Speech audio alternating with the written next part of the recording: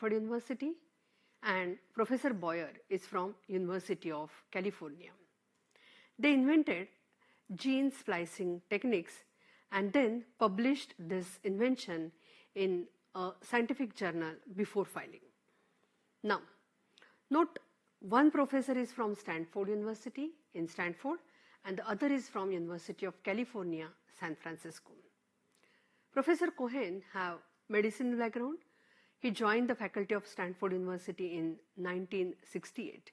He was working as a professor of medicine in 1975 and then as a professor of genetics in 1977. Professor Boyer, he is a biochemist and he joined the faculty of University of California. He was a professor of biochemistry from 1976 to 1991.